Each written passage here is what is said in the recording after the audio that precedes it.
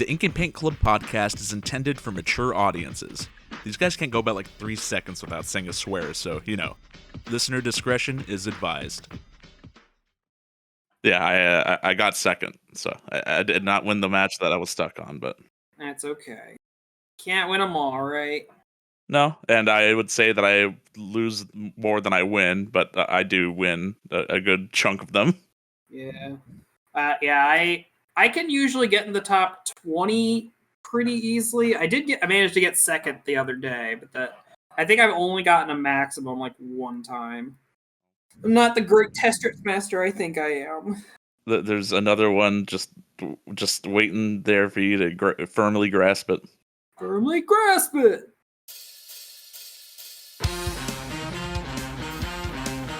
You're listening to the Ink and Paint Club podcast, a proud member of the Geekly Grind Podcast Network.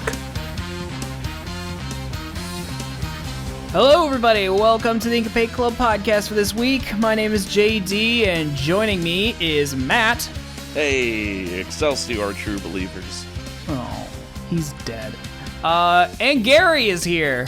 Hello. What is this? A crossover episode? Gary was on the regular podcast a couple weeks ago. Yeah, but I haven't been on an episode with him since Spider-Verse, I think, which is another Marvel thing. About to say, you weren't here on the Shaman King episode to make that joke, so I wasn't invited to the Shaman King episode. I'm sorry. This is the most ambitious crossover since the Avengers. Yeah. Yeah. And that joke will never get old. Yeah. But this week we are gathered to ponder a very large question. The question being, what if ... question mark. What if we had a podcast about what if? You don't have to wonder about that. It's happening right now. So this week we are talking about Marvel's What If. Marvel's first MCU animated series that has been airing on Disney Plus for the last couple months, which as soon as they put this out as like a trailer, like when they first showed this off, I was like immediately, this was like one of my more anticipated projects from Marvel, more so than like the movies that I've been putting out lately, which is not to say the movies I've been putting out are bad, because I liked Black Widow and Shang-Chi, and Eternals looks interesting. Actually, so since you bring it up though, like, because I don't think that we talked about Marvel stuff on the show before, but as far as like, since this is the first like MCU directly related one, I mean, maybe we should talk about that a little bit. Like how ride or die are you guys on MCU stuff? Because I definitely am. Like, I make sure to check out, every single movie that comes out, and I'm always a fan of them. Like, I don't think that there's been some that are, not as good as others, like, like Thor 2 and stuff. But I would say for the most part, the MCU, or Marvel, Disney, everything, they do like, they have a really good batting average at making like, a really good film. Like, yeah, for sure. Universe. Yeah. I've been keeping up with the Disney Plus show. If I don't mind the crowded theater in our troublesome time, I would be there, like, watching every new movie. But I'm waiting for everything to come to Disney Plus. That's fair. Yeah, like I'm pretty sure I'm like you guys. I have been pretty much ride or die with the MCU since Iron Man came out. Yeah. Like, I saw that shit in theaters. I saw pretty much every MCU movie in theater. There might have been one or two that I didn't get around to, but no, it's been pretty solid. And like you said, Matt, it's there's only a couple duds in there. Thor 2 is pretty much the standout. But Endgame made it plot relevant, so Right. Heck, I've watched all of the Netflix series and the TV series. Okay, so that it's no longer canon. Yeah, which are kind of canon. I think Feige just said that, or Feige has said that they're like, maybe those are like variant universes. Yeah, I mean, now we have multiverse stuff, so anything's canon. Yeah, everything is canon. But yeah, I watched most of the Netflix things. I don't think I watched the second seasons of Jessica Jones, Iron Fist, or Luke Cage, and I didn't watch the last season of Daredevil either. But And I tried watching Agents of S.H.I.E.L.D., but I just couldn't. I couldn't keep my attention on that. Yeah, I still need to check out the Netflix shows. I've seen all of Daredevil. I love Daredevil. And then Punisher is really good, but I haven't checked out the other that's shows. right. I did watch first season Punisher. But I would say that even though the Netflix things aren't like technically canon now, at least the first seasons of everybody are solid. I would say Daredevil's pretty solid all around. Yeah, I'd heard Iron Fist wasn't that great. Yeah. Well, as far as the actual MCU related shows, though, like because like Marvel just started doing like the MCU related shows on Disney Plus starting this year. We previous to What If, we had WandaVision, we had Falcon and Winter Soldier, and we had Loki. Did you guys watch through any like all those shows or? Oh, all of them. Oh yes. Yeah.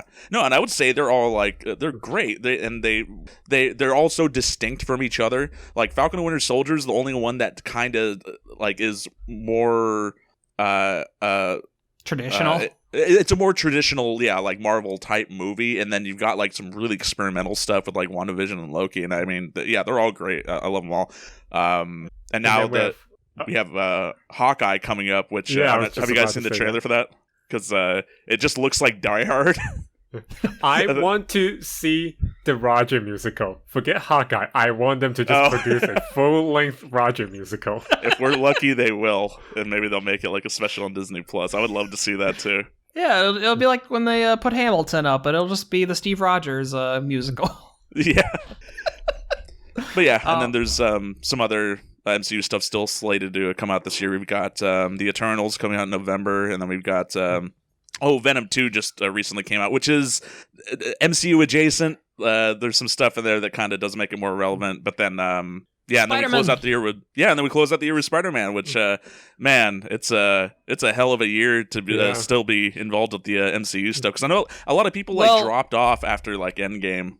Well, yeah, and I mean, COVID really fucked with the MCU, because like 2020, I think that was the first year in a long time we didn't have any Marvel movies, because we were supposed to get least Black Widow in 2020, but they just kept pushing it back until they just got to the point where like, okay, COVID has died down enough that we feel safe enough to put it in theaters. We're also going to put it on Disney Plus the same day, and that ended up being a whole mess of troubles for them. Yeah, because they didn't even put Shang-Chi on Disney Plus. They didn't even bother with that.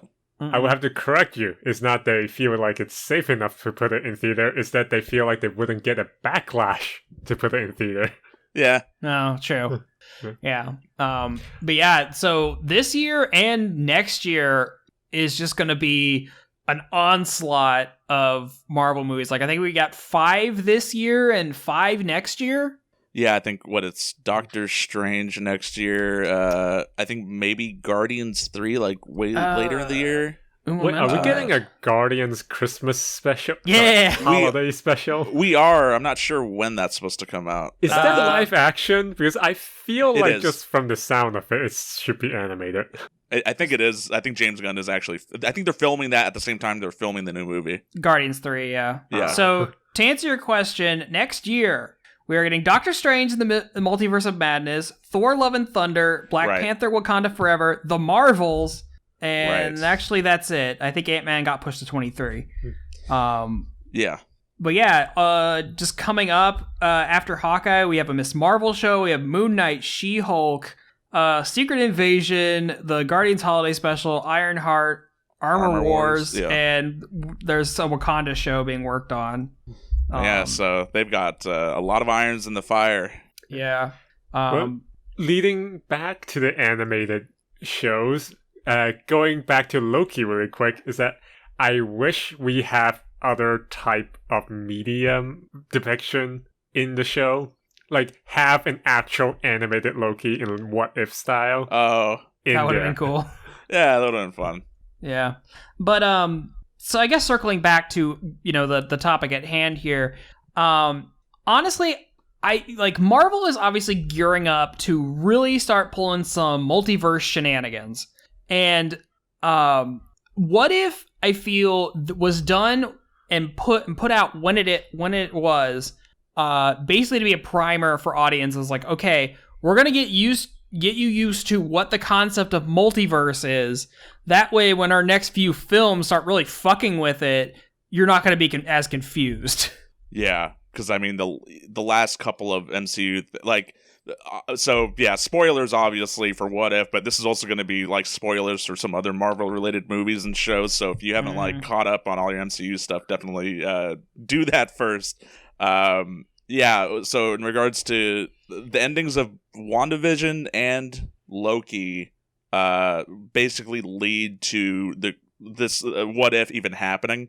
Because the reason why there's even a multiverse in the first place is because of events related to both of those shows. And then some of the others, like Venom 2, the ending of that one also has some ties to like some multiverse stuff. Oh, I haven't seen Venom 2 yet. Yeah, I haven't seen that one either. I have a high school friend who's in it. Oh, really? Yeah, she's in the trailer. She was yelling, "I love you, Venom!" She's in the club scene. Yeah. Oh, that's fun. That's awesome. So I won't go into detail on that one, but there is some relation to that. And then, of course, everything that we've seen on the new Spider-Man coming out leads us to believe that there's some multiverse stuff happening there with the introduction of villains from other Spider-Man films that don't take place in the MCU. And potentially other Spider-Man. And other Spider-Man. There's that leaked Andrew Garfield clip that is officially being denied being real. Well, they have to say it's not real until that's true. The trailer or the movie comes out and they're like, we fooled you, and they're like, no? All right, whatever.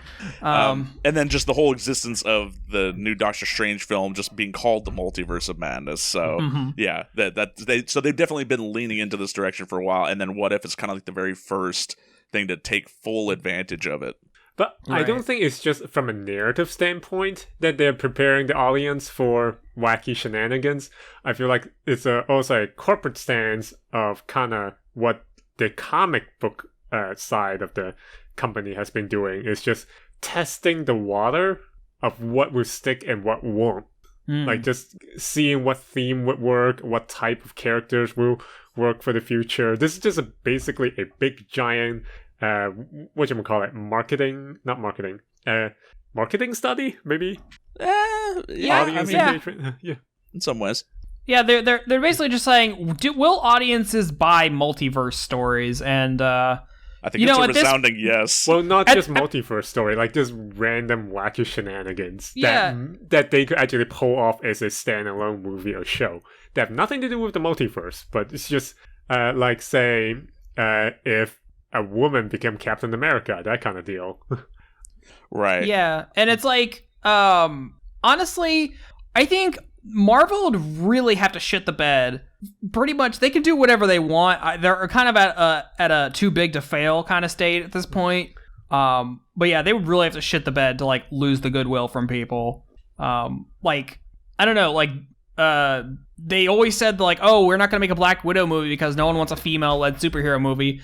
And Black Widow did pretty well for itself. Black Widow, the reason why she did Scarlett Johansson didn't get a movie because she was under the previous contract under whoever that was in control of the Marvel studio at the time. Ike Perlmutter, I think. Yes, him. Her contract literally prevented them from making a movie because that guy just is a old-fashioned racist. Sexist, money-grubbing person. More or less what I was getting at is that they, for a while, for at least the last couple years, they've been really pushing, like, what can we get away with that, like, we typically think audiences wouldn't go for. So we finally got our female-led superhero movies, even though I think they came out after Wonder Woman, and that proved that was fine. They did. We got a predominantly black-led superhero film, and it was like their most successful film. It's only Oscar-winning film too. Yeah, exactly. And then we just got Shang-Chi, which is a predominantly Asian-led film, and like that apparently killed at the box office. So it's like you just need to slap the name Marvel on the front of it, and people are gonna go see it. It doesn't really matter what it is at this point, but that's not gonna stop. Marvel adjacent. Sorry for interrupting. Like Venom isn't exactly MCU, but somehow people love the first one. I mean, I enjoyed the first one, but it wasn't the best. Yeah, I love those Venom movies. I don't know. I feel like even though what is being referred to as the Spider-Man Sony cinematic universe or something whatever like the fuck they want to call it, which is like adjacent to the Marvel universe, it's like, you know, it takes all the MCU stuff into account as being canon to that universe, but the MCU doesn't take any of the Spider-Man stuff being canon to that universe, at least not yet. I feel like maybe they might have changed some of that in the renegotiations that they had with Sony, like when they were trying to figure out the stuff with Spider-Man that happened earlier in the year. Yeah, like I said, nobody knows exactly the particulars on any of that shit, but yeah, no, I mean, just to go back to what you said, JD, I mean, like, yeah, you could slap Marvel on, like, most anything, and people, you know, go in droves to go see it, but I mean, all the ones that you mentioned, those are also just bolstered by the fact that those are actually legitimately good movies. Yeah, exactly. And that's what I'm saying. That's what I was going to say, is that, yes, you could slap Marvel in the front of anything, people are going to go see it. That hasn't really deterred them from, like, at least trying to put as much quality into it as they have, and, like, these movies are still, if not very good, just enjoyable at least. Like, they haven't really had a dud in a while. No. Despite being like Marvel superhero movies, they are all more or less different genre from each other, so there's some semblance of varieties. So yeah, exactly. We are not getting bored. I'm not getting bored, so. No. And that's what's been kind of nice about this What If series. And yes, we will start to talk about the episode soon here, guys. I think we all knew that there's going to be a bit of a primer first. Sure. But it's from this series, it's just been nice because it's been a bunch of different takes on these characters that we're familiar with, but like some situations are very comedic. Some of them are like way more horrific than we're used to in some regards. Which is good, because I think a lot of fears that people had about the show were that what if typically, like, the comics, they're associated with like a lot of like bad end, like sort of like, you know, even sometimes downright horrific, just like events happening to Marvel characters and stuff. And I think a lot of people were worried that, like, because, you know, Disney, you know, controlling everything, that they weren't really going to. And I'm glad that they were, you know, proven wrong. I was reading about some concepts that were toyed around with for other episodes that didn't happen because they might have pushed the envelope a little bit for Disney.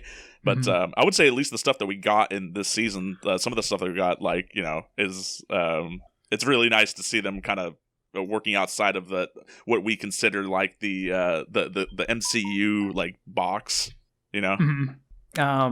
Yeah. And so I have a friend. I have a friend that was kind of hesitant to watch this at first because their first impressions of this, and I kind of get where they were coming with this, is that it just seemed like, okay, what if X character was Y character?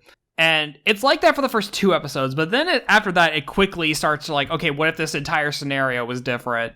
And I'm glad that they kind of pivoted off of that, like, what X character is Y pretty fast. I kind of get why they started with those, though, because as far as getting audiences used to that idea of there being, like, differences in a character, like, it's much easier to ease people into that concept by saying, what if this character fulfilled this role instead? And so that's the reason why they had those kind of lead at first, and then they start getting into more experimental stuff, kind of like, you know, what if all the Avengers just died? Or like, you know, that type of thing. Yeah, for sure. Well, unless there's anything else you guys want to prime this with, do you guys want to just go ahead and start diving into this show? I did want Let's to do it. Well, sorry. I did want to bring up a couple things because it might be a little confusing to people that have watched the show and are now listening to the show if they weren't aware. There is a character that shows up in the last episode that doesn't have an episode revolving around her. And apparently that was because this season was supposed to be 10 episodes, but there was one episode that they couldn't get finished in time because of just COVID-related production issues. And so that got moved to... they already confirmed that they're doing a second season of 9 episodes as well. And that's supposed to come out like early 2022. Really cool. But yeah, so we already know that that episode is happening if you've seen that character. But we'll talk about that character when we get to that episode. Right. And then I guess the other thing, I'll actually just wait until we get to the relevant episode when we talk about it. Okay, sure. All right. Well, let's go ahead and just dive right into this. So every episode here is titled "What If ... and then goes off the scenario, just like the old comic books. It always on the front cover just have "What If," and they would just explain to you very shortly what we are positing as what is different about this version of this character or this story. So first off, we got, and this is the one that was pretty much in all the commercials, and it's pretty much what this show was sold on, is what if Captain Carter were the first Avenger? So this one surmises that what if instead of Steve Rogers getting the super soldier serum, what if Peggy Carter got it instead? And basically what happens from there is more or less the first Captain America movie, even how it ends. But I like that there's I think the biggest takeaway of this is Peggy beats so much more ass in this, and I don't know if it's just because it's animated, but like she's just wailing the fuck out of some Nazis in this, and I'm here for it. I think it's mostly just down to how she was before she took the serum, because of course when Steve got the super soldier setup and everything, like he was he had a lot of spirit, but he didn't have like a fighting body. He wasn't used to, he was used to getting his ass beat, but he wasn't used to beating ass. Whereas you got Peggy, who was like used to more used to, she's already a spy. Yeah, so that makes more sense that she would already be kind of used to the or it would take more advantage of the serum sooner. Yeah, and this whole situation is even made different by the fact that Hydra never gets the Tesseract in the first place. They Captain Carter ends up coming in possession of it and brings it back, and they end up using that Howard Stark ends up using that to make basically a World War II Iron Man suit for Steve. The Hydra Stomper. The Hydra Stomper. And so, yeah, you get to have, Steve gets to be out there in the field, but he gets, this giant, Hulkbuster suit, and is just, using fucking Infinity Stone lasers to beat back the Nazis. And I would say that this one is definitely probably the best one to start on, because it doesn't drift too far away from the story we're all familiar with. It's more or less the same. There's just a few differences here and there. But I think this is a really fun one to start with. Yes, totally. And how I judge how good these episodes are is that how I feel about wanting more. Mm-hmm. I want to see a full-length movie of this episode, because I feel like there are enough of a concept there, how strong the concept is, for them to flesh out into a feature-length movie. Because I feel like it's a less than half an hour long episode. A lot of stuff got crammed together, and there are so much stuff going on that I wish that they had more time to flesh things out. Mm-hmm. Yeah, I think that was something that we neglected to mention, was that, all these episodes, are roughly around half an hour long, which, with the other MCU shows that have been coming out, that's pretty, I think those other ones have been running closer to, 45 to an hour? Yeah, it depends. They're kind of all over the place. Yeah.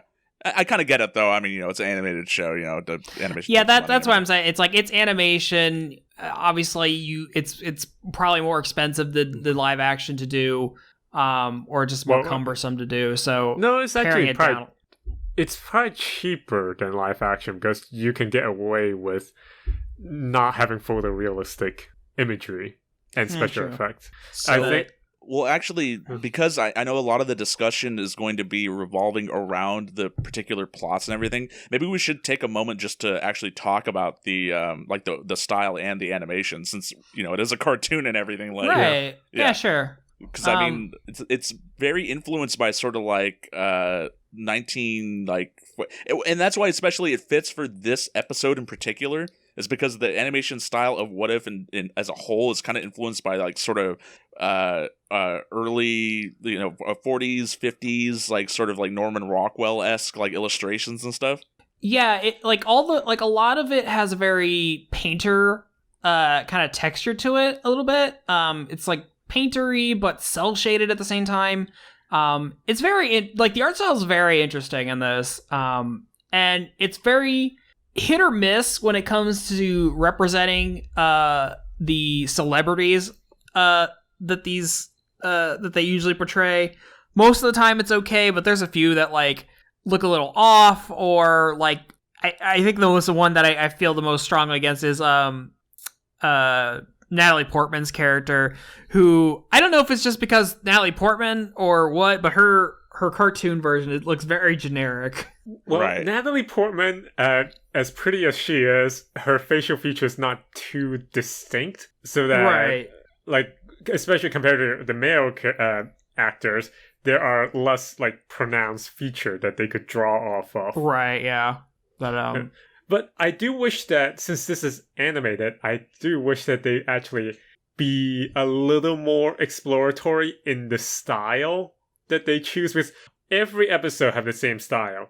Like, I hope that in the future season they would take a little more risk and do, say, a little bit kind of like Into the Spider-Verse, or if they want to deal with... They've done Marvel anime shows before, like animated by Japanese companies. So if a scenario calls for that type of like storyline or influence, I hope that they would take them, or heck, even make a kind of like a Toy Story or Lego movie kind of episode where everything looked like a plastic toy. Yeah, and I mean, I definitely get why they did it, at least for this season, because they're trying to skew close to like, okay, this is an animated representation of the movies that you're familiar with. So we want to try to get this like kind of cartoony but kind of realistic style. We're not really skewing too far in one direction. But I'm totally with you, Gary. Like, if they wanted to branch out into other animation styles, like, yeah, do an anime version, do a stop motion one. That'd be cool. Like, fucking do something like they did with MODOK. I'd be down for that. Yeah, but they probably just wanted to be uniform, at least. Yeah, that's true. For the starters. Yeah. Since all the stories technically still connect, but which is really weird because they don't really start to connect until like the last few episodes. Yes, that's true. But like, say going to Star Wars Vision, since they actually contracted all of them out to different studios, that has, even though some stories are hit and miss in that one, there are enough visual distinctiveness to have some value to, just as a curiosity, to watch. Well, I don't know. I feel like it would be cool to see, this concept done with different animation styles, but I don't know. I do like that there is a uniformness to it, because it is meant to be alternate takes on stories that we've seen in live action. So, I mean, I'm fine of them going either way, but it wasn't. I wasn't taken out of because it was animated and not. Yeah.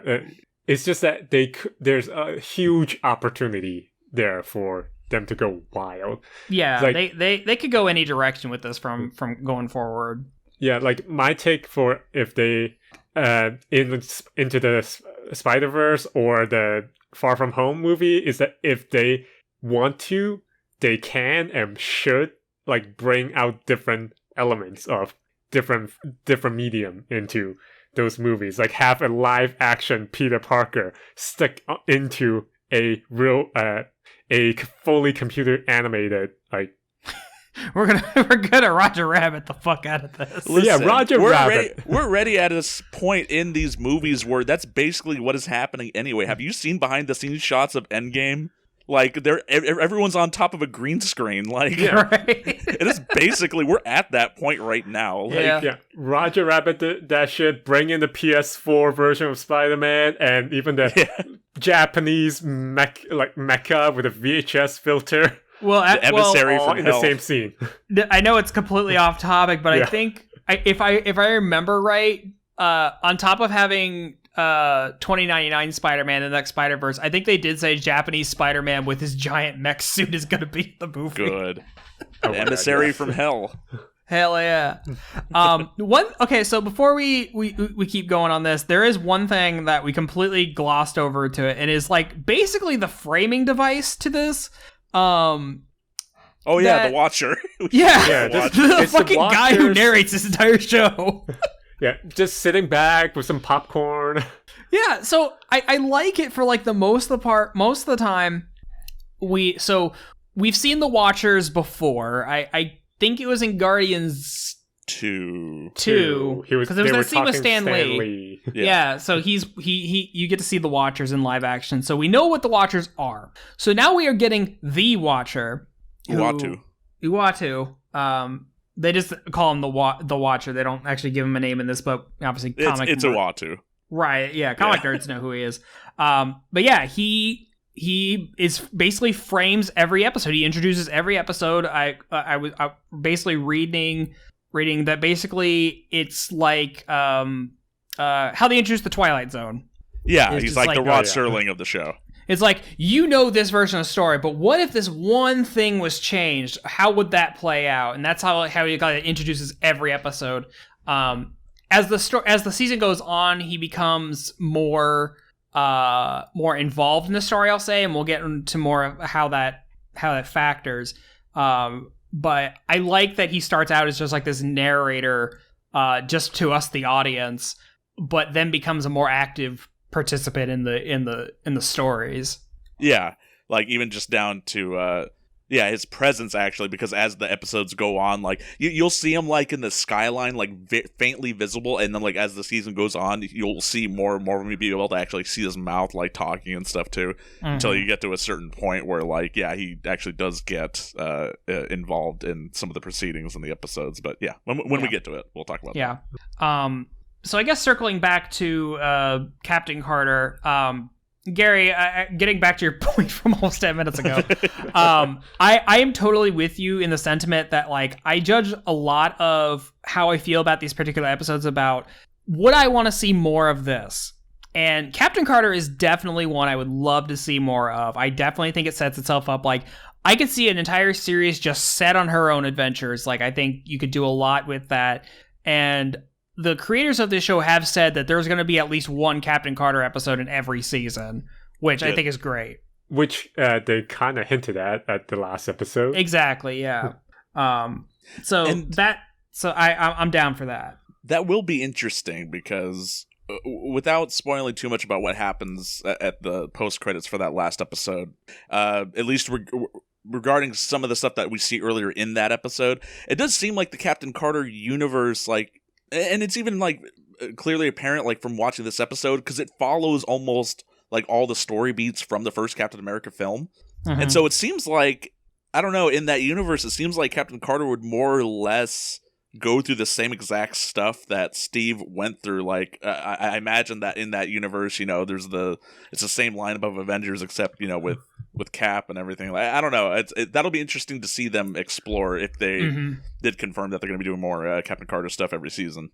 Yeah, and I think it'll be interesting to see, even if they are covering similar events, is that I think Peggy comes at these situations with a completely different attitude than Steve does. So even though they're running through the same events, they play out just a little differently because of her type of approach to it. Yeah, and she herself is an interesting character, like enough for it. I mean, she already had a season of live action TV show. I mean, that's how strong her character was. Right. Yeah, and Haley Atwell just like is that character now. Like that. Like I'm pretty sure that's how everybody knows her now. And we'll continue to know her as. And I guess we can kind of say it here is that a lot, not all, a lot of the live action actors do reprise their roles in the show. So a surprising amount, actually. A surprising amount. A lot of the ones that didn't come back, obviously, Chris Evans and Robert Downey Jr. are not here. Brie Larson is not back, and Scarlett Johansson isn't back. No. But I think pretty much everybody else plays their characters. down to like even bit characters, like small side characters, like their actors coming back to reprise roles and stuff. And like, the majority of like the major players for the MCU do come back to voice their respective character, which is cool. Like, I think the most major being like Chris Hemsworth voices Thor in all these. Yeah. And the ones he shows up in.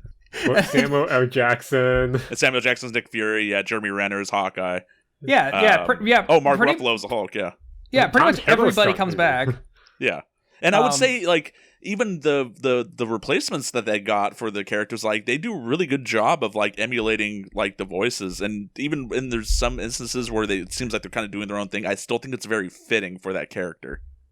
Yeah, and I feel like really the only one that stands out to me, and it's in this episode, is they got Josh Keaton to replace Chris Evans as Captain America.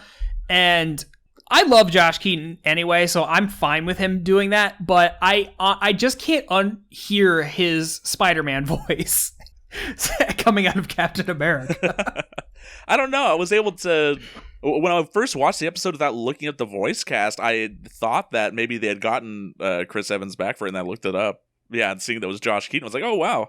No, I didn't quite hear the Spider-Man in it, and then maybe when I rewatched it the second time, I was like, okay, maybe I can kind of pick out some stuff here and there, but yeah, I am mostly used to him as because he voiced him in Spectacular Spider-Man, right? And then the best Spider-Man show. Yeah, and then he also voiced him in MVC3. But I think those are only two things, right? Yeah, because I think they replaced him in Marvel Infinite. Right. Even though they got most of the MVC3 voice actors back, but...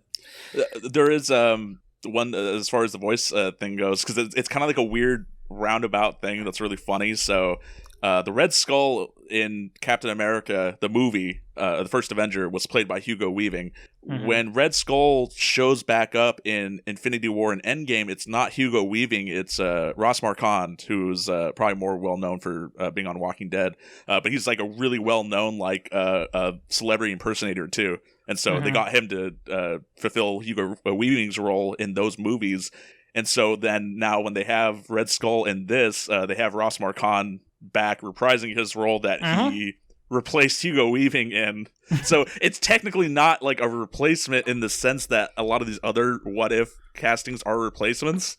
But it's very funny. He already replaced the original actor anyway. Yeah, but also because he replaces another major MCU villain in some later episodes, and I'll bring that up when we get to it. But I think it's just props to him for being able to. The dude's got some really good range on him.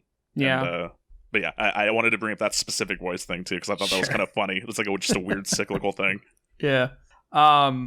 So I guess we can go ahead and move on to our second what if, and that is, what if Shachala became Star-Lord? So this supposes that rather than picking up Peter Quill, the Ravagers actually picked up T'Challa instead, and he went off into space with the Ravagers and did all of the space adventuring, and I find what they did with this so goddamn hilarious and charming.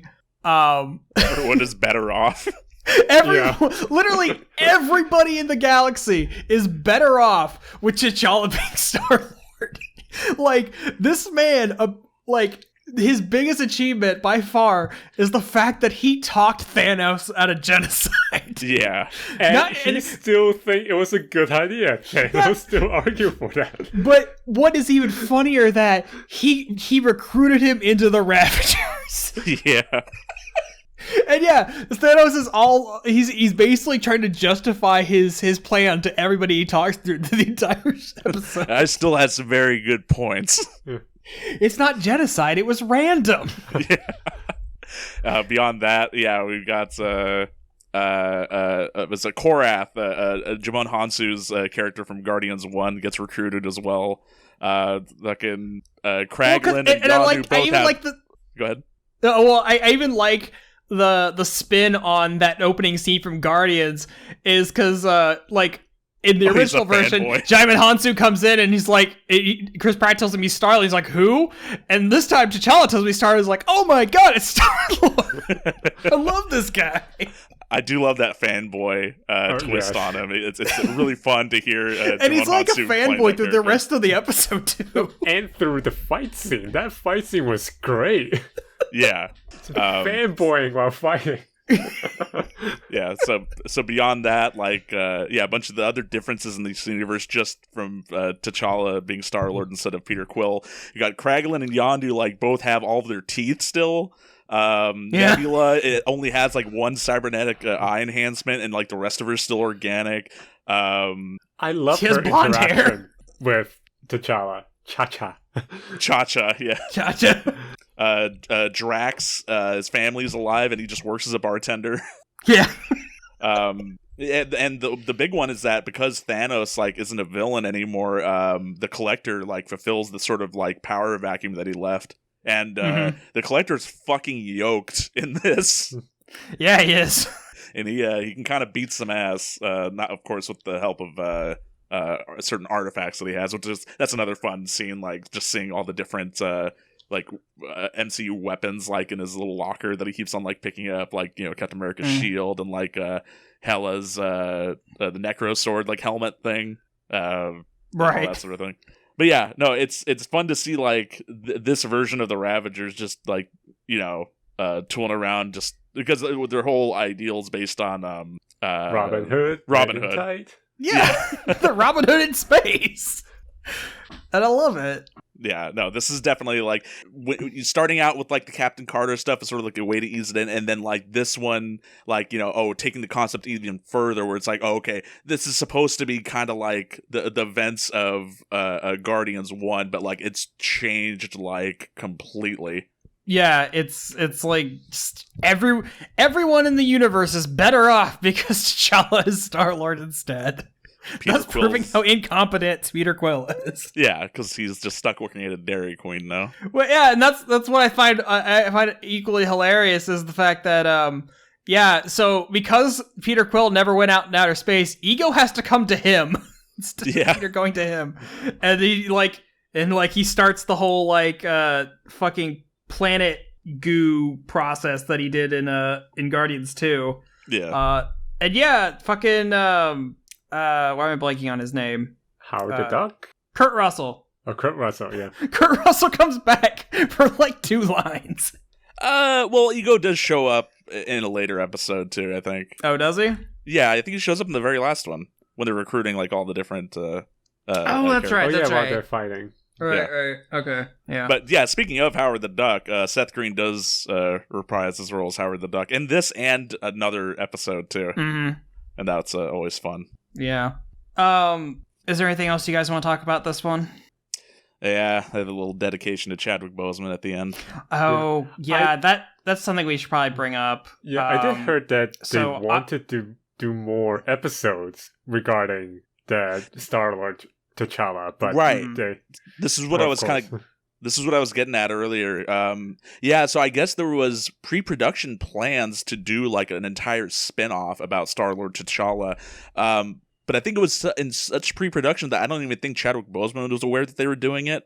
This is just like from an interview that I read with like one of the writers, I think, for What If. But I don't think they said that the idea is completely off the table, but it is definitely in sort of development hell at the moment. I mean, honestly, like, you know, as much as I enjoyed Chadwick Boseman, you know, as Panther and like his performance as Star-Lord T'Challa, you know, in this, I don't know, I feel like with an animated project like this, that's definitely a concept that's still so strong, and like just from how entertaining this episode is, that I still feel like it has legs and it could still definitely succeed, even, you know, with a replacement and stuff. Like it's definitely a tricky situation, but if not, I could see them do a comic and actually heavily market it towards non-comic reader as well. That could work out too. Yeah, and honestly, I think I'd be more on board with Gary's idea, because it really sucked when we lost Chadwick Boseman last year, because I feel like he was finally getting the notoriety that he deserved. He was like, his career was just starting, and then just, you know, he that cancer that he didn't tell anybody about, and the fact that he was struggling through, like, even as he was working on movies, so that really sucked. And I like how Marvel has been handling his Legacy. His legacy, yeah, is the fact that they have pretty much explicitly said they are not going to recast T'Challa out of respect. So obviously there was probably a lot of plans for him in the Black Panther sequel that's still in production. Obviously he didn't get to work on that movie. So they are pivoting and trying to find other avenues to like carry on the Black Panther franchise, but still be respectful of him as that character. So I don't know. I would want to see a show or more of his characters if he's not voicing those characters. But as a comic, that doesn't rely on his acting or his voice or anything. So I could definitely see that at least, and like be able to continue these characters that he's done, but still be respectful of it. I definitely get the argument for live action stuff, and I definitely agree with it. But I feel as far as animated stuff, I don't know. I feel like they're given some, yeah. I mean, that's just how I feel about it. But either way, like I would definitely like to see this particular universe still expanded in some way, because the particular group of Ravagers that they have here is definitely a fun group that I'd like to see more of. Right. Okay. So we'll move on to episode 3, and this is where this show just takes a left turn into some dark shit for a while. Yeah. Like, it's not out of nowhere, but though, because Hank Pym was a villain back in the old comic book days. No, I'm saying left turn is like, oh, these first 2 episodes are so bright and happy and everything's fun, and then it gets real dark real quick. So our third what if is what if the world lost its mightiest heroes? Marvel's what is. What is? What is? Why is? Why? Yeah. Why? How is? Basically, so this is where we really start to go off the rails with diverging events. So basically, this is Nick Fury is trying to set up the Avengers, just like he did like at the end of the first Iron Man. He is trying to get Iron Man, Thor, Hulk, all these guys together. But for some reason, they just keep mysteriously dying. So fucking Tony dies in the donut shop. Thor is shot by an arrow that Hawkeye swears he didn't fire. Then Hawkeye died from an apparent self-inflicted wound. Yeah. What is the start of a lot of really gross body horror? We watched the Hulk explode. Yeah. It's a bunch of green goo, and it's disgusting. Yeah. So it's literally just Fury and Black Widow through this whole episode trying to figure out who the fuck is killing off all these potential Avengers, and in a very interesting twist. So I mean, it's basically treated as a serial killer mystery. Which, like Gary was saying, we're getting all these different genres. Turns out, it's Hank Pym, like old Michael Douglas Hank Pym. So apparently, Hope was a agent of S.H.I.E.L.D. who died on duty, and Hank apparently blamed S.H.I.E.L.D. for it. So he was going around killing all the potential Avengers as like revenge or something. Yeah. Oh, and don't forget, because he killed Thor, Loki used that excuse to come and invade the planet. And there was a nice little team up, well, before the whole invading part, with Fury in trying to take down him. Yeah, that whole fight scene at the graveyard where, it's Loki impersonating Fury and just, like, fucking with Hank Pym, like, making doubles, like, disappearing and shit, like, just swatting him right out of the air. Like, it's really funny stuff. Yeah. But yeah, so yeah, it's just an interesting, different, divergent than, like, it's basically saying the first Avengers movie in this universe never happened because none of the Avengers that were going to be on the original team made it to that team up because Hank Pym's going out murdering everybody. He goes, here I go, killing again. Here I go killing again. I do like at the end that obviously they find Steve. So Captain America is going to be around, but I like that this show really tries to sell you on Captain Marvel. And I feel like the MCU is really trying to sell you on Captain Marvel.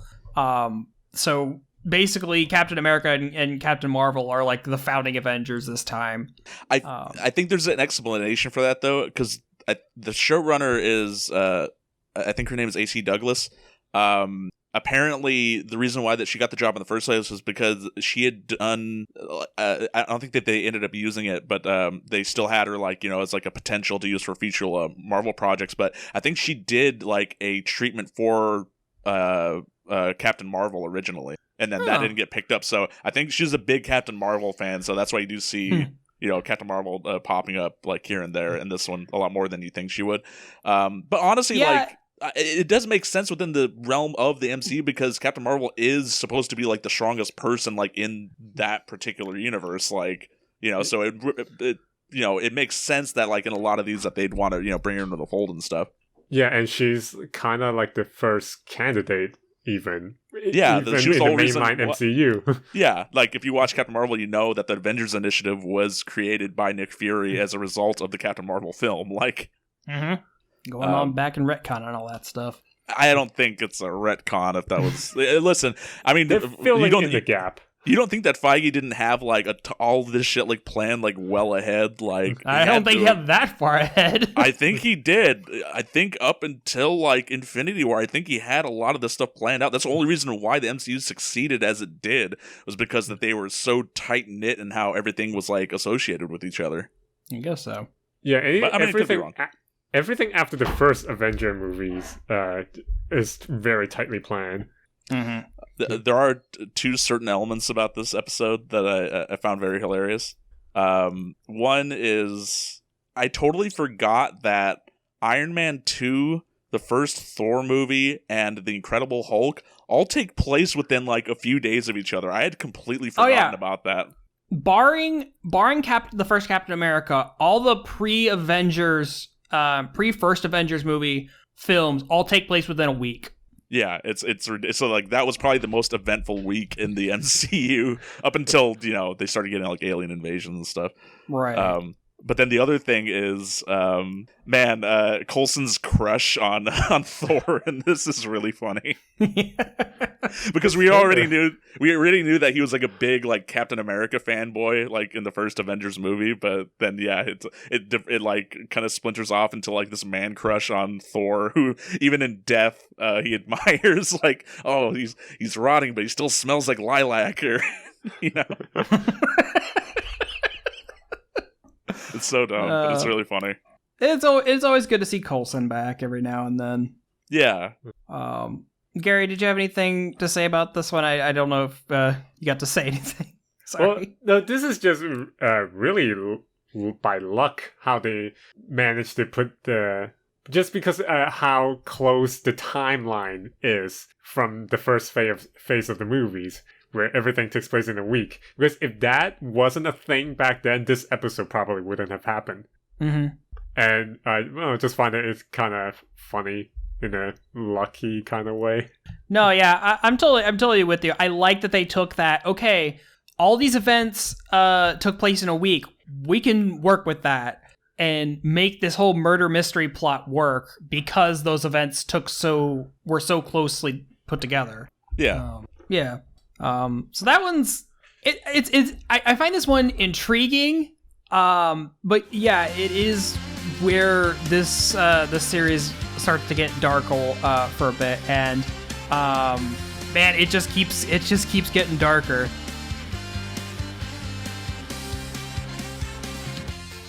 Jeremy Snow here, owner and editor-in-chief of The Geekly Grind. I'm interrupting your awesome, regularly scheduled programming to ensure that you know about our Geekly Grind podcast network, of which this show is a treasured member of. If you haven't had a chance to check out our site, you can do so at www.thegeeklygrind.com, and while you're there, Check out the other members of our steadily growing podcast family, including the anime-centric Blake and Spencer Get Jumped, discovering new heroes and comic book keepers with Chris and Lance, exploring the vast universe of geekdom with Geek Exploration, or of course appreciating animation's finer details with the Ink and Paint Club. Escape your weekly grind at the Geekly Grind.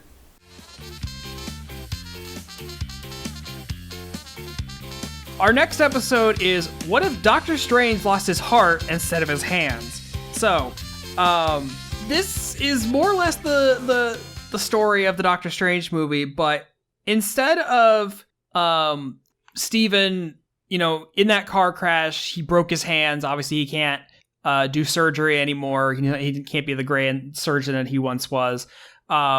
His girlfriend ends up dying in that crash. Yeah, Christine ends up dying in that crash instead. And he goes and does his Doctor Strange training and all that, and becomes a sorcerer and all that. Fights Dormammu. Does everything the Doctor Strange movie does, and they pretty much gloss right over all of that just to get you to this point. But in this version, because he lost Christine instead of losing his hands, he's kind of still in this depression over losing the one woman he's ever loved. And so he decides to basically use the Time Stone in the Eye of Agamotto and is basically going back in time and replaying that car ride over and over and over again, in some way saying if there's any version of that he could save her. And he finds out that it's basically, he can't change it. It is an absolute point in time. This has to happen. I call Doctor Who shenanigan on that. Well, but anyway, time travel works differently in every version. It makes sense within this self-contained story. Yeah. Yeah, and after that, he learned about dark magic, and he went and dived head in to collect the power of all these random evil supernatural mystical creatures so that he could possibly he literally change. becomes a chimera. Yeah. But yeah, like Doctor Strange just starts absorbing all these mystical beings and like gaining their dark power, and he basically uses it to resurrect Christine from the dead. But then the universe instantly. In doing so breaks the universe. This is sorry, go ahead, Gary. Go ahead. This is the first time we see the Watcher directly interacting with one of the characters. And this is where we kind of start to get inklings that, right, yeah, because this is showing that characters of a certain power level can become aware of the Watcher. So obviously Steven has ascended to a higher plane of magic, to the part where like he can hear the Watcher narrating over him, and he like is begging him to help, but the Watcher has sworn an oath that he cannot interfere with anything. So he's just there to be a witness. Well, overall, I do like. I wouldn't say this is my favorite, but this is a concept that I hope that they would do more of in the future, this is more of a character introspection rather than some epic story about a conflict or a heist like in the first two episodes. Uh-huh. So I hope that they would delve more in the character of other characters in the future instead of just focusing on a what if scenario. We focus on a what if personality kind of situation. Yeah, and man, the ending of this one is such a fucking downer, because it's deserved because of what Doctor Strange becomes, but basically Christine cannot exist in this universe, so like she ends up disappearing, and the evil Doctor Strange is basically just left to die in a collapsing alternate universe, and that's what we end on. Matt, I'm sorry if you had any thoughts on this episode. I know we've been talking a lot. I think this is one of the stronger episodes of What If. I don't know. I was kind of having trouble discerning what might be my favorite episode. But this one would definitely be up there. Yeah, like Gary was saying, like, it's a really good sort of character piece, like just around Strange in particular, because it's just characters from the first Doctor Strange film, and it's only like Strange, Wong, Christine, the Ancient One, and then a new character that they made for the episode. But I think there's like a lot of really cool, and this is also like about just the Doctor Strange character and movie and thing that we've seen revolving around Doctor Strange in the MCU in general, is that he's responsible for like a lot of the coolest visuals that we've seen in the MCU, and that definitely goes for this episode of What If too. Like as far as like him absorbing like all the creatures and like gaining like the traits and like just a lot of the effects that they do, like especially in the fight between like the good Doctor Strange and Strange Supreme. There's just some really cool, like, effects and, like, choreography and stuff that are, it's really making me excited for, like, what we're going to see, like, in Multiverse of Madness. Yeah. Because, there's some great stuff in there. I would definitely say this is, like, one of the better What If episodes for sure. And so this just came back to me. There is a reoccurring creature throughout this entire show that you never get to fully see, but it first shows up in the Captain Carter episode, is literally just a giant eldritch beast, I assume. Probably Cthulhu, to be honest.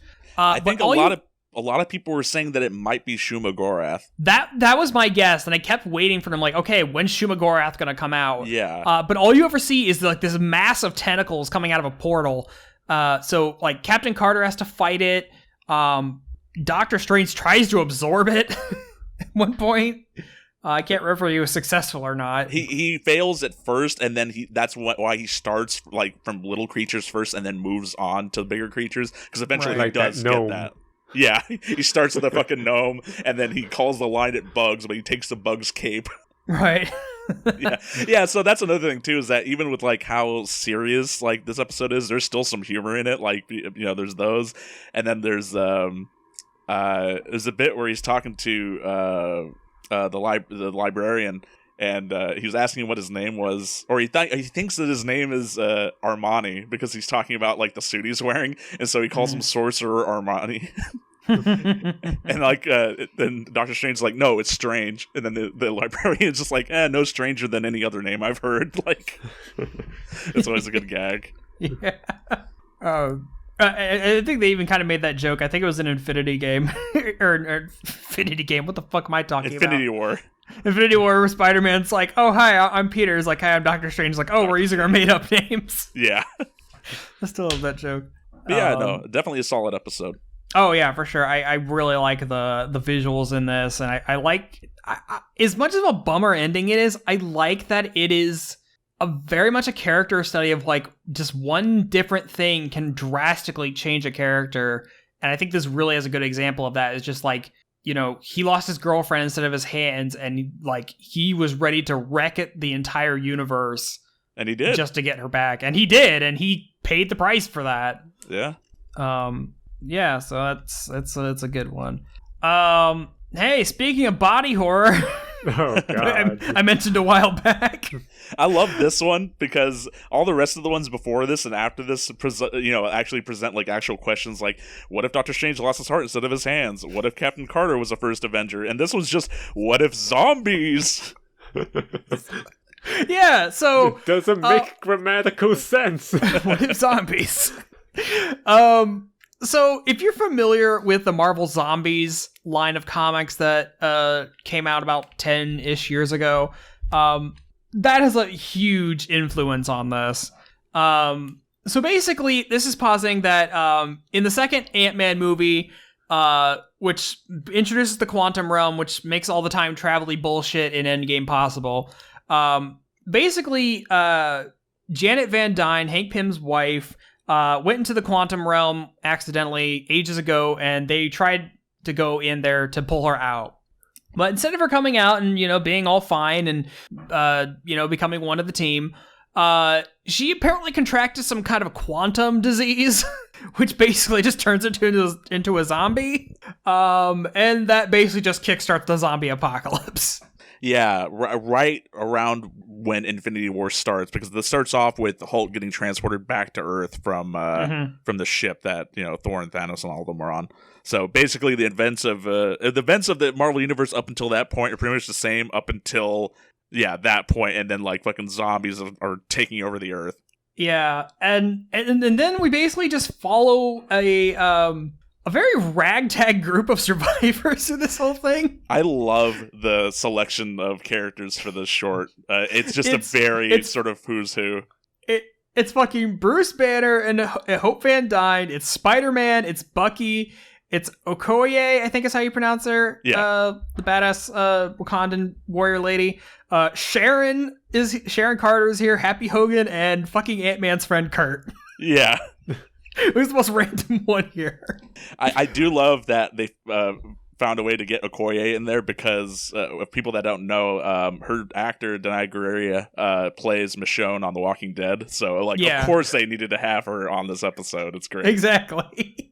But yeah, I love this ragtag group of characters. Like it's such a fun, like they all have a really great dynamic.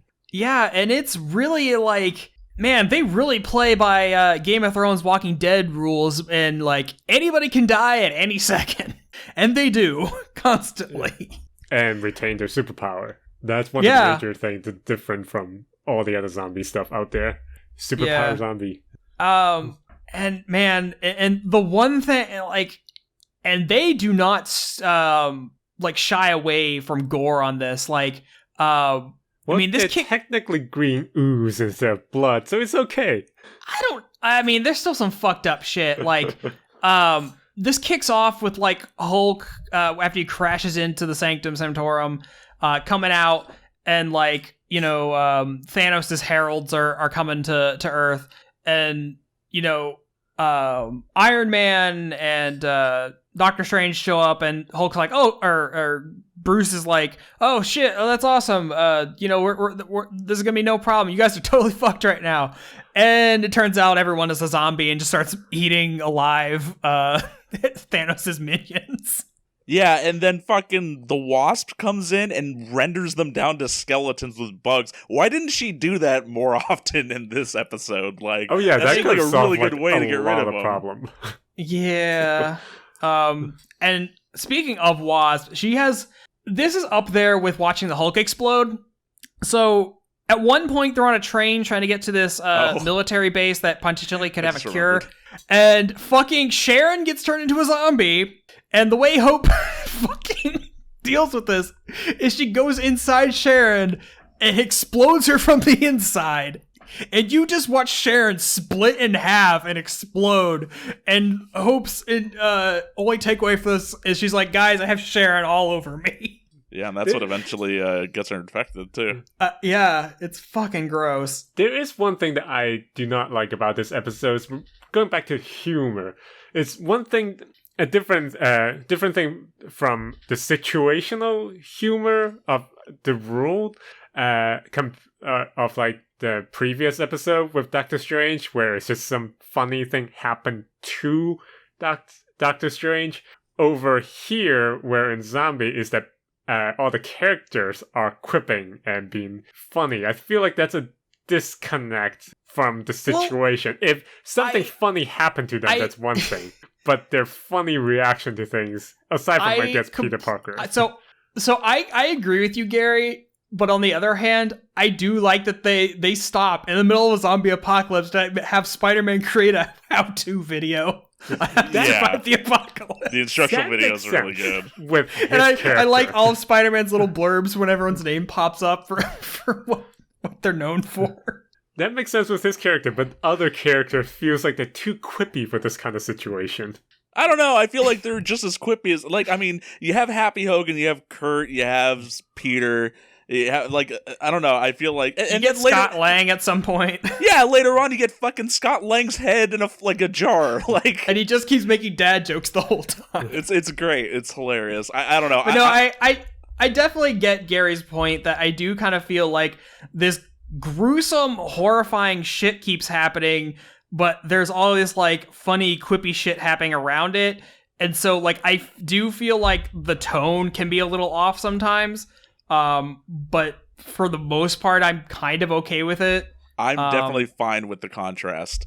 Because I feel like between like the Doctor Strange episode and the one where all the Avengers are dying, like, you know, this one, it's definitely like, you know, it could be a heavy concept, but I do like that, you know, it kind of plays to both, you know, aspects, or, you know, both sort of, you know, drama and comedy, a dramedy. Right. Yeah. So that leads they finally, so they're on this train to a military base where this cure may be found for the zombie apocalypse. In this, we lose a bunch of people on the way. I think the most fucked up one is obviously, other than Sharon exploding, Wasp turns giant to basically be a distraction for a horde of zombies for them to get into the base, which comes back to bite them in the ass like 5 minutes later. Yeah. But it really turns into fucked up territory where they get there and Vision is the one that's been putting out the signal for them to come there. And it turns out that Vision, obviously he is immune to the virus because he is not human. But he is organic. No, he's... So... no, he's immune because of the Mind Stone. Oh, that's right, yeah. Because of the Mind Stone. He's immune to it. But we find out that he has no plans in... apparently he's been trying to figure out a cure, but basically this is all ended up as he is slowly chopping T'Challa apart and feeding his body parts to Wanda, who has become a zombie. But if he feeds Wanda, she like stays stable enough to not become a problem. Yeah, yeah. And like, it's fucked up. T'Challa's down in like an entire leg.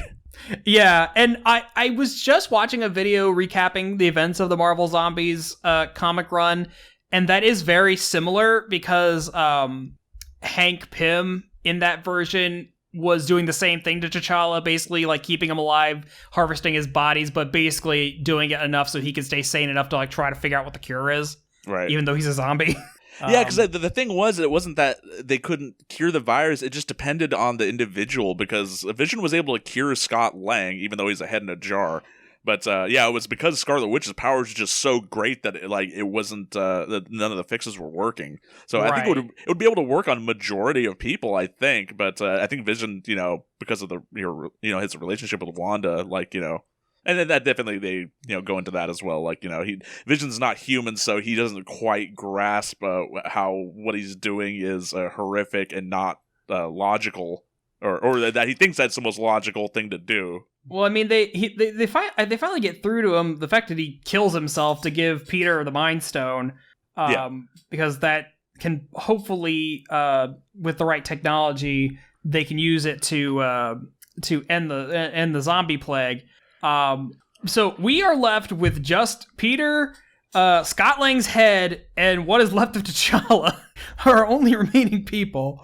So they end up going off to Wakanda to like try to get the technology to use the Mind Stone to end this plague. If not for the fact that zombie Thanos shows up right at the end with the rest of the Infinity Stones. Yeah.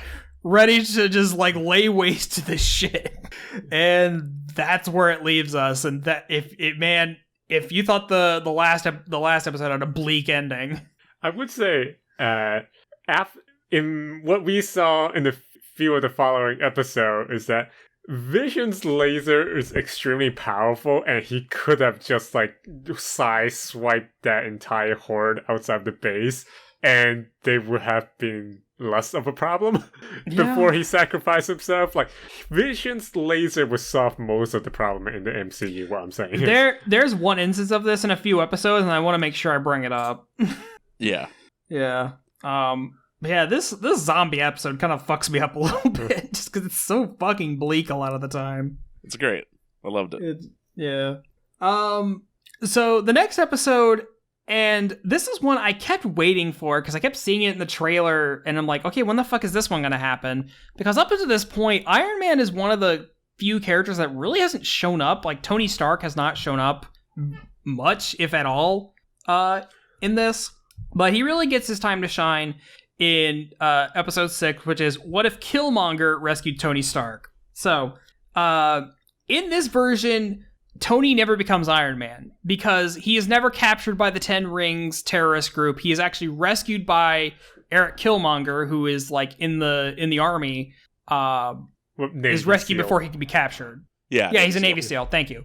And like this turns into like a weird friendship between Eric and Tony, and they just like are bros. Yeah, Eric exposed Obadiah Stane's involvement in the attempted kidnapping of Tony Stark. Mm-hmm.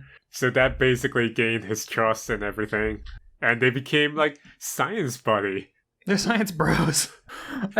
I fucking love the scene where Eric's like, oh, I've always had this project, but you know, it's nothing. But Tony's like, no, what is it? Like, we'll do whatever the fuck you want, man. I owe you my life. And it's like, well, I was making these like weird ideas for a sentry drone robot army, and I just love the fact that Tony's like, wow, it looks a lot like a Gundam, and Killmonger was like, what? I like anime. Yeah.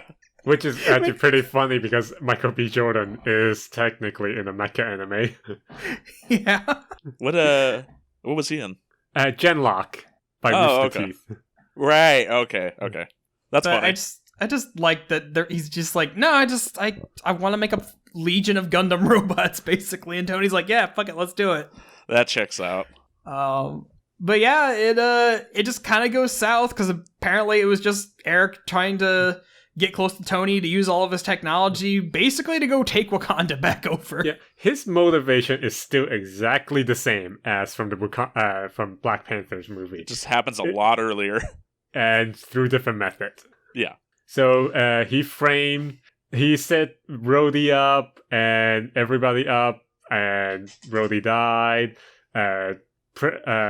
Black Panther died in that interaction, and just set it up so that it's like the U.S. killed the king of Wakanda kind of deal. And then he the kills Prince Stark. of Wakanda. Sorry. And he kills Tony too. Oh yeah, after he finds out. Yeah.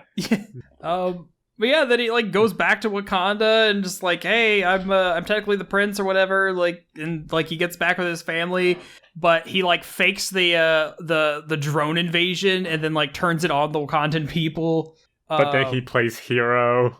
Yeah, exactly. He's really just trying to play all sides to make himself out the get what he wants accomplished. But I like that it like ends on, and we get a little furthering of this concept is that Shuri and Pepper both are like aware of what Eric's been doing, so they basically team up at the end that they're gonna go take him down. Yeah. This is one of the episodes where I want more of, because we saw a little glimpse of what happened afterward in the last episode, but still, it's like, I want to see this whole thing play out. I want to see how Shuri and Pepper Potts like uncover this conspiracy, everything about this. This is such an interesting concept. Mm-hmm. Yeah, I could definitely see a little more of what this story has. See how that plays out. Yeah, this one is more of a straightforward concept than some of the other ones that we've seen, but I still think that this one's still like really good. It's carried by like a really good performance by Michael B. Jordan and stuff. So this one's really cool. It is interesting to see like kind of basically like a good chunk of the plot of Black Panther happening around the time of the first Iron Man movie instead. Like, so yeah, it's very novel in that way. Yeah. Okay, so this brings us to probably what is the most fun episode of this entire season. Oh, no doubt. Which is the best place to put it because it's right before the two ending episodes. Right. So we are positing, what if Thor was an only child? So basically, what if instead of Odin adopting Loki back in the big frost giant Asgard war, he actually gave Loki back to the frost giants. So Thor never grew up with Loki, never like really learned to kind of level out his personality going off of Loki. But this has basically turned Thor into a nonstop party bro. Yeah. And he and his posse just go from planet to planet, throwing a rager and like just fucking up the planet just because like you do. I just love that it's not just he goes partying, it's that he sneaks out to go partying. Because he wait until Odin went to sleep and his mom went to visit her sister. Yeah. And like I just love by the end he's like trying to like clean up his mess by the end of it. It's like fucking Ferris Bueller or some shit. Yeah, it's a freaking teenage party movie, and I love it. Yeah, there's just it's like a ton of cameos from spacefaring. There's a ton of cameos from like spacefaring MCU characters that wouldn't have been around by this point. Just like a ton of like Skrulls and just like the Guardians are there and like the Grandmaster and like just and they're all just there partying. Pretty much all of the space characters that we're familiar with pretty much make an appearance here in one way or another. Howard the Duck shows up and marries Howard Darcy. the Duck gets married to Darcy. Yeah. In a drunken Vegas wedding. I like that it like fucking almost turns into The Hangover when like fucking oh my god, yeah. Jane and Thor go on a bender and get like matching tattoos and shit. I like that Loki like shows up with his like gang. He's like he is a frost giant and he like shows up with all of his frost giant bros and you think like him and Thor are gonna like obviously because they didn't grow up together they're like mortal enemies, but no, they're actually like better brothers than they ever were. Yeah. They're like total bros and they like fucking rage together and it's fucking great. It's hilarious. It's awesome. But yeah, and it then, turns out there's some oh sorry. No, I was just gonna say like a good chunk of this episode is fucking Thor and Captain Marvel fighting. Yeah. Sorry, go ahead. I was going to summarize it, but at some point, they turn out there's some sort of party energy that's going to destroy the world, and they have to stop him from partying somehow. Yeah, so apparently Jane, who's like this super scientist, and like pretty much figured out that like, okay, the last planet you guys partied on, like blew up and died, and Thor is like, I was doing that anyway. We just kind of helped it along. But so basically they're just like worried like, oh god, this worldwide party that Thor is throwing is gonna like end up destroying the planet. So fucking they bring in Captain America. God damn, I can't talk tonight. Captain Marvel. Thank you. There's too many captains. Everyone's a captain. You be a captain. Yeah, and then we get like a bunch of these fucking like hard hitting Thor versus Captain Marvel fights. Like hit one of them, go to another continent. I love the map has the like names of places on it. Yeah, because it did that in Captain Carter too, right? So that's just like I don't remember. Well, I think it did in that one too. So it's fun to see them still like keeping with that, not just because that's like a World War II type of thing. Yeah, that's kind of like an old timey movie, but here is like in the fight itself. Yeah, it's just there to be goofy. Yeah, and like so it's like they're. So Maria Hill, who is like the director of S.H.I.E.L.D. now or whatever, basically she's using Captain Marvel as a distraction because basically she's just going to drop a nuke on him. She's like, Captain Marvel will be fine, but this will kill Thor. And I like the one thing that stops Maria from fucking nuking, like letting off a nuke, is the fact that Jane figures out a way to get Heimdall to send her to Thor's mom to go tell on him to bring fucking Frigga back to Earth to fucking like reprimand Thor, and Thor is like fucking petrified that his mom is about to find out what happened. I think the part that like made me laugh the most was like Thor is saying, okay, we gotta stop the party, and then like everyone's starting to leave. It's like, wait, no, you can't leave, you gotta help me clean up. And he commands the thunder and like is listen everyone, I need your help, my mom is coming. And literally everyone's like, Frigga? Like everyone knows who his mom is. Like, they're like, oh shit. Yeah, like that part was very funny to me. Yeah, so I just like this it's basically it's a cleanup montage. You like get rid of all cleanup montage. Get rid of all the markers, paints, graffitis, stack all the Stonehenge back together. I like that Loki was trying to use the fucking St. Louis Arch as a slingshot. Yeah, and then fucking Thor fixes the Leaning Tower of Pisa, not knowing that it wasn't like, no, don't fix that one. Though I do like that this whole situation implies that like Frigga is so powerful and like feared that like if she finds out that any of them were involved, they're all fucked. Yeah. But yeah, it like Thor tries to play off that like he brought all these space aliens to Earth to have like a fucking study date or some shit. It has like fucking chalkboards laid out and stuff. Miss Marvel came back with a iPad or tablet of like research, like on PBS different documentaries. things. And I love the NPR. fact that he almost gets away with it until he summons his hammer and is covered in graffiti. Yeah, So this is hammer just covered in shit. And that's underwear. what gives him away. I fucking love it. there is. Then- Oh, go ahead. Oh, okay. What was it? Oh no, there's one thing that I wish they add in, because this takes place probably after Iron Man 1. I wish they show Tony Stark come in and try to stop him and then join the party. That would have been hilarious. Actually, yeah. I wonder why. Yeah, I wonder why Iron Man wouldn't have shown up at any point, because I believe this is supposed to be when the first Thor movie happens. Yeah, this happens instead of the first Thor movie. Yeah, so I wonder what Iron Man is up to around this time. Oh, well, No. actually, Iron Man 2 would have been happening. So he might have been like busy, like dying not from dying. from like the virus that he had in that. I don't know. Okay, that makes sense now. But then yeah, fucking you think everything's all good, fucking Thor and Jane are gonna live happily ever after, and then fucking Ultron shows up. In what sets up like, hey, you thought all these episodes were just fun little vignettes or whatever. No, there's continuity. Yeah.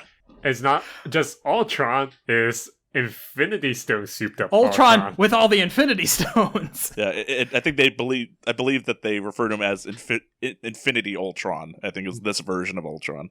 And Sure.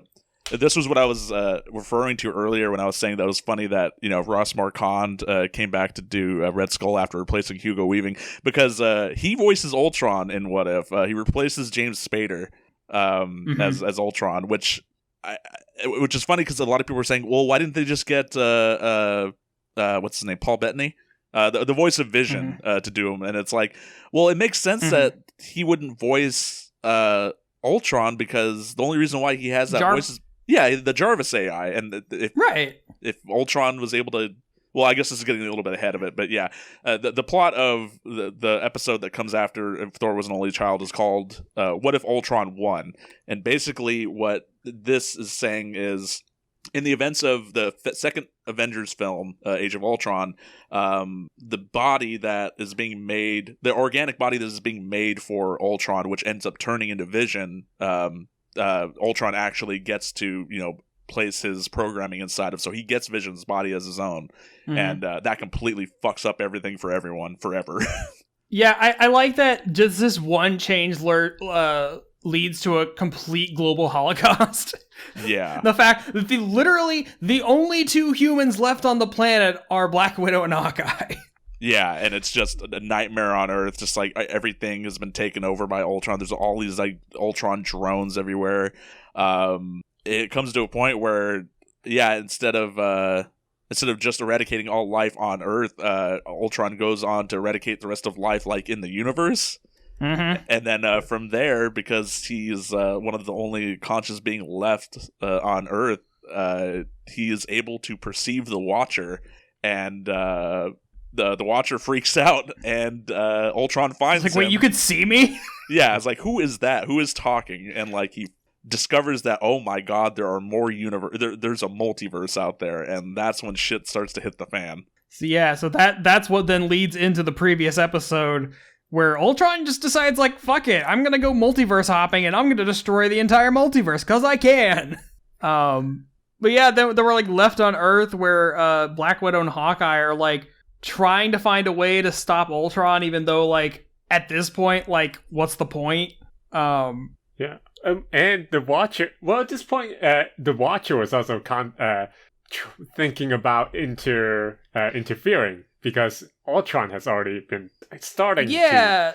Yeah, so it really, this is where the Watcher becomes a more active participant, because it's like, after, like, Ultron perceives him, and, like, they have their fight, like, I love that, like, fucking Ultron breaks the dimensional wall to go beat ass on the Watcher. Yeah. But after that, he's like, all right, I'm gonna go fuck off to the multiverse. So I'm gonna go do that now. And I like that, like, the Watcher is basically hovering over Black Widow and Hawkeye as they're, like, trying to go through all these old files, trying to find this, like, basically trying to find where Arnim Zolam is being kept, because, obviously he's a computer man, and he can they can put his programming into into Ultron to fuck him up. And I like that, like, Hawkeye is, like, looking through all these boxes, and the Watcher's over his shoulder, like, no, it's right there. Just pick up that one box. It's right there. His backseat gaming. It's right there. Yeah, it's like, but obviously, like, they can't hear him, but he's just, like, screaming at them. And Hawkeye's, like, on the verge of giving up, and he's like, no, you're human. You're supposed to, like, have limitless will to go on. Yeah. Yeah. But, going back to what I mentioned, his Vision's laser would have solved every problem. Okay. Oh, yes. yeah. Thank you, Gary. Thank you. Since Ultron has Vision's body, he has the same power, more or less. And when Thanos come along to collect the Mind Stone, he just sliced him in half with the freaking laser. Like, Thanos doesn't get a word out. He pops out of the portal. Ultron turns around, splits him in half with a laser, and it's done. It's like, wow, we could have avoided Infinity War and Endgame. Yeah, well, I mean, they explore that in those films, though. It's like, that's the reason why they kneecap fucking Vision so early on. Because it's like, yeah, if he would have been at full power, like, none of these movies would have happened. I know it was supposed to be like an oh shit moment, but I laughed so fucking hard when that happened, just because of how abrupt it is. It's just like, boom, right in half. Yeah, it's pretty funny. And you watch the two halves of Thanos just split apart. And that's how Ultron got all the Infinity Stone. Yeah, he just takes it from Thanos. Yeah, and then he fights the Watcher for a while through like the whole multiverse in a really cool scene. Like every time like fists are getting thrown, like the entire environment's changing from like Wakanda to like a Skrull ship. To like New York, where fucking where like Captain America is like being sworn in as president, like. And I really like the visual of, there's a part where Ultron like gets him onto the ground, and he's just wailing on him in the face, and every time he punches his face, the dimension changes, just like one right after another. And it's just like a really cool visual of how they just swap the backgrounds on every time there's a hit. And it really just kind of sells like how omnipowerful these fucking characters are. Yeah. That they could just break the multiverse just by fighting. And yeah, this really... So it's weird because up to this point, there has been no continuity between episodes, but this one implies that, oh no, this has all been in one continuity. Because at the end of this episode, the evil Doctor Strange that we thought had died in that collapsing universe... that pocket prison. Yeah, his little pocket universe. The Watcher basically comes to him and is like, bro, I need your help. Which pretty much leads straight into the next episode. But before we do that, I mean, do you guys have anything else to say about this one? I don't know. I mean, it's hard to talk about more about this episode instead of talking about like the finale, because this does feel like it's a two-parter. Because for sure. It leads directly into it. As far as like the elements that are just present in this episode, namely Widow and Hawkeye being the last ones on Earth and having to, find Zola and like, put him in the Arrow, and, Hawkeye's, heroic sacrifice to get them to, survive so that they can go on to try to combat Ultron and stuff. Like all that stuff was pretty cool. Like as far as like post-apocalyptic sort of stuff set in the Marvel universe, because the other stuff that we've seen, like the zombie one is like a post-apocalyptic thing too, but that's like zombies. This is like robots. It's a different sort of feel to it. In addition to just the visual of them like finding like the dilapidated Kremlin and them like going through the archives and stuff. I don't know. It was pretty cool to me. Well, to get out of that I like that when they were going through the archives, they come across Black Widow's dad's we saw in the Black Widow movie that he was basically the Russian Red Guardian, and they find his shield and she just carries it with her to the rest of the episode. Yeah, that's a nice little tie-in with that. Yeah. But yeah, I guess that can just lead us right into the very last episode titled, What If the Watcher Broke His Oath? So up until this point, the Watcher is just like, okay, I swore an oath, I would not interfere with the multiverse. I am just here to be a witness to the stories. But, obviously Ultron going on a multiverse killing spree kind of changes that. Yeah. So, the Watcher and evil Doctor Strange decide they're going to make their own, like, Guardians of the Multiverse, as they call it. So, the Watcher just starts hopping to all the dimensions we've seen up to this point. So he goes, grabs Captain Carter, he grabs Star-Lord T'Challa, he grabs Party Thor, he grabs Killmonger. He grabs like you were saying earlier, like you were saying, there's an episode where Gamora, apparently in that version, she killed Thanos. And she's buddying around with Iron Man. Yeah, so, like, that kind of comes out of nowhere, but if there was supposed to be an episode in here with them before this, that makes sense. It is a nice teaser, though, because seeing what we saw of that universe, I'm really interested to see what the rest of that episode is like, so it's definitely giving me something to look forward to for the next season. Yeah, these are our saviors, these multiverse heroes from all the other episodes we've seen so far. And so basically the team is brought together to try to figure out a way, okay, how are we going to stop Ultron from fucking all this shit up? And they come up with, like, this plan where they're going to, like, juke him, and Gamora apparently designed this device that can destroy Infinity Stones. The Infinity Crusher. The Infinity Crusher, yeah. And so basically it turns into this giant fight between all of them versus Ultron, and, like, it's everyone using their kind of skill set to, like, try to get all these stones off of Ultron. I fucking love the fact that at one point Doctor Strange teleports all the zombies from the zombie episode in.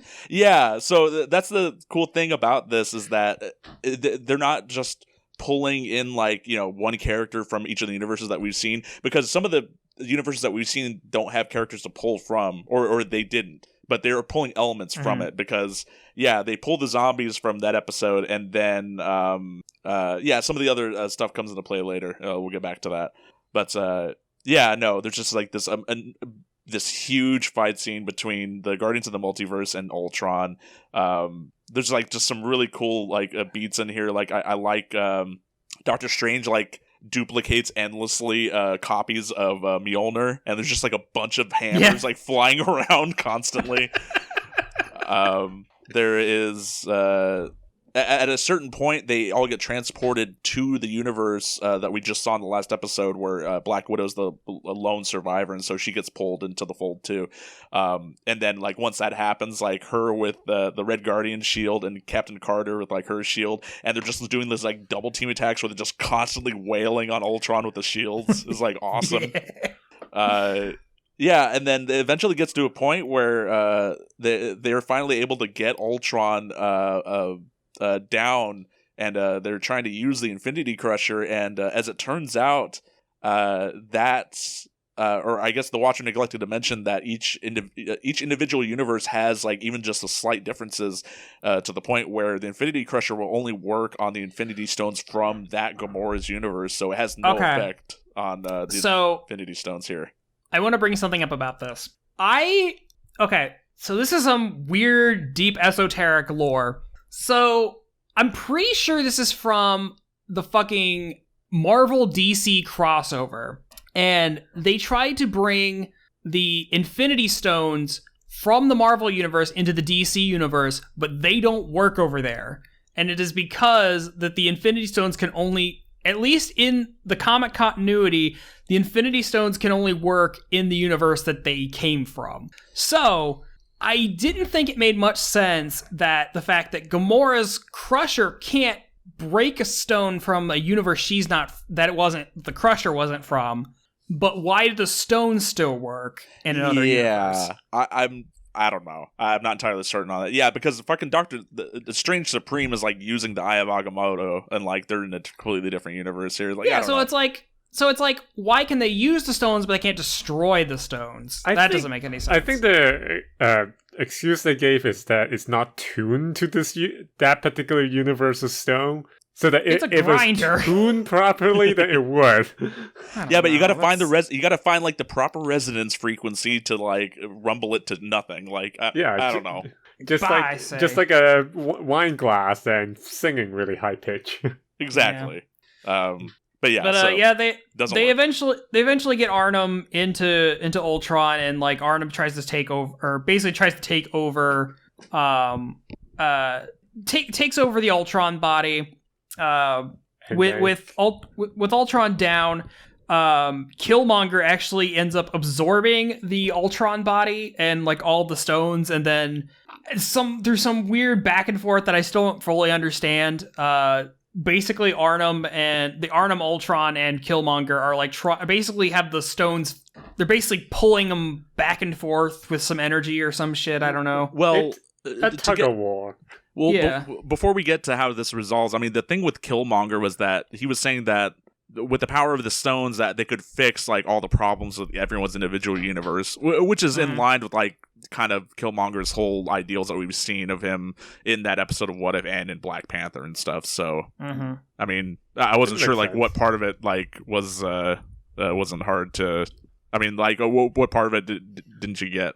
It's more of like how he like takes the Ultron armor, like basically like nanomachines it onto him, and how they're like pulling the stones back and forth on each other. Oh, okay. I thought you meant more.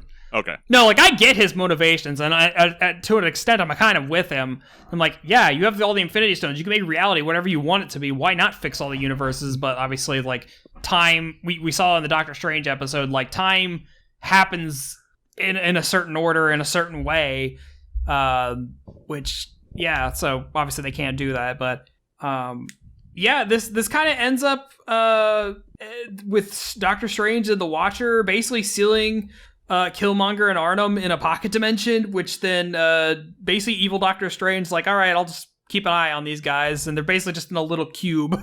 Yeah, they're like a little snow globe.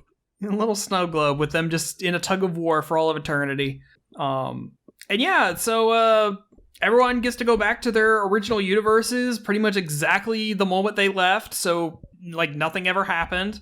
I like that the Black Widow that came from the decimated Earth basically is just like, I'm not going back to the Earth. There's nothing left there. Like, she's the only remaining human. And so the Watcher kind of relents and basically drops her on an Earth where they're black. Basically, that Rick and Morty episode where they just go to a universe where their Rick and Morty died, so they just replace them. Yeah, they pretty much just do that for Black Widow. Yeah. They put her in the universe where all the Avengers had died except for Captain America and Captain Marvel. Yeah, and they're fighting off the Loki invasion. Yeah, right at the events of the first Avengers. So so with that and them like bringing the zombies in, like they reference every single episode in the season, like with that, which is a really cool thing because like that was absolutely something. What If could have existed as just like bottle episodes, like without any relation to each other. But I think it is really cool how they did manage to tie in everything in this way, and it made for a very satisfying finale. Yeah, and I like that for like.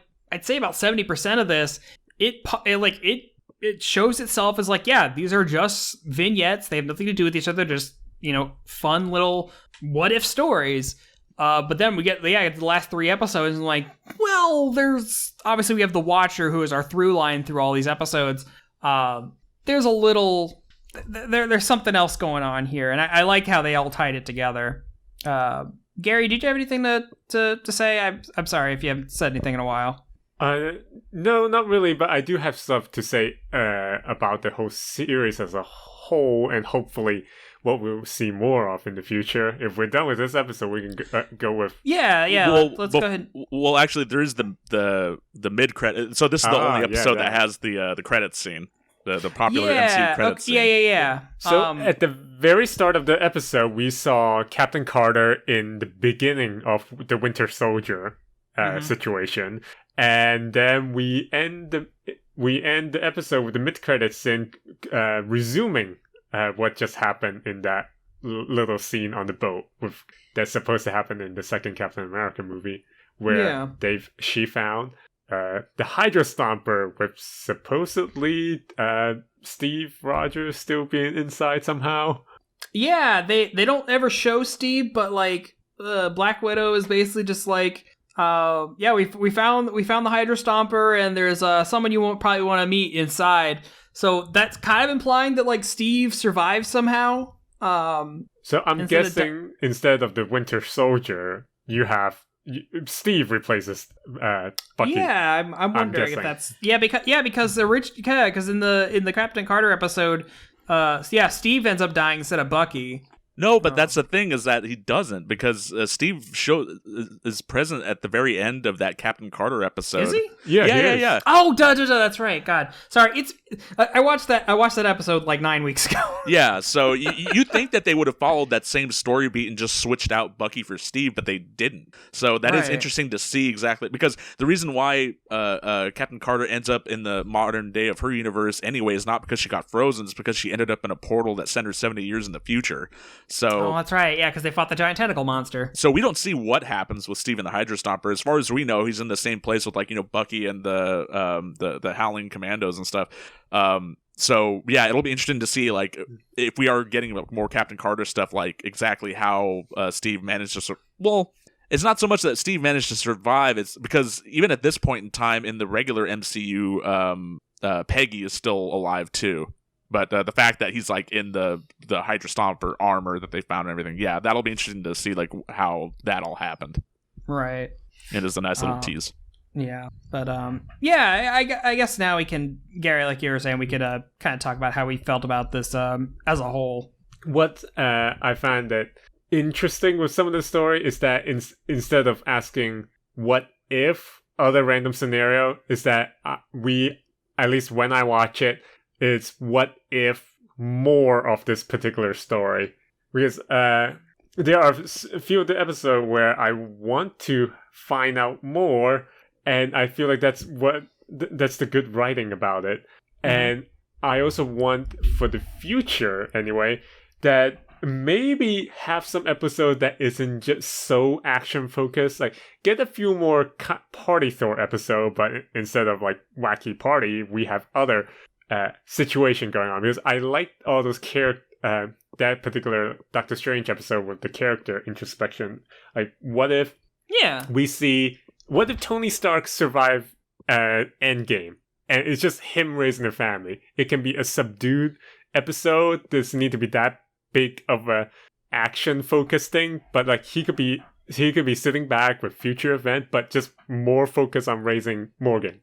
I would like to see something like that. Or going off from the beginning of the last episode, Black Widow and Captain Carter is BFF. I want to see more of that. I want to see them having a girls' day out. I think I could get down with a season of just what if these characters had a happy life and they went on to just have easy domestic lives after all this shit. I could get down for a few episodes of that. Nothing heavy action focused. It could be completely comedy as well. Just character piece. Yeah. Matt, do you have any closing thoughts on this? I lived up to all of my expectations. It was amazing. Really looking forward to seeing what the next season's going to be. Apparently, when they were making this, they came up with 30 initial concepts, and then they picked the episodes that we saw from that. So they already have other ideas that they're working from. And then, we have the one that got kind of teased in this season that we're going to see next season. But it'll just be, especially now that we're into the next phase of the MCU stuff, because obviously they were only able to work within the parameters of what we've seen as far as what movies to work with, what characters to work with. They can't start throwing in characters that we haven't seen yet that we know that Marvel can use. We're not going to be seeing X-Men or Fantastic Four stuff or anything in here just yet. But I mean, there's, and that's fine. That's completely fine, because there's still a lot of potential in just the Infinity Saga. There's still tons of potential that they can do stuff with. Even if they were just locked to this era of the MCU, I think it'd be completely fine, because this is going to be the era that most people are familiar with anyway. But yeah, no, I was, it's hard to say, as far as the more episodic efforts from Marvel, for Disney Plus, what is my favorite, but this was amazing.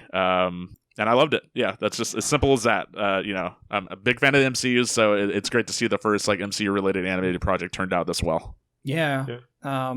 Sorry, Gary, do you have saying something? Solid first outing. I do understand as much as I do gripe about how certain thing can be more creative. I do understand why they don't want to go all batshit insane in their first outing. But now that since this is very successful, at least in my opinion, is that they have more creative freedom now in the next season. And I hope that they take advantage of that. Yeah. I mean, I'm with you guys. I think this was a really cool thing. Like I said at the beginning of all this, like I was really excited just from concept alone, like a what if show. Like I've always thought the what if comic series, I've never really read them, but I've always thought it was a very interesting concept. Just like, what if we change this one thing about this character or this story? Like how would that play out if we just change one little thing?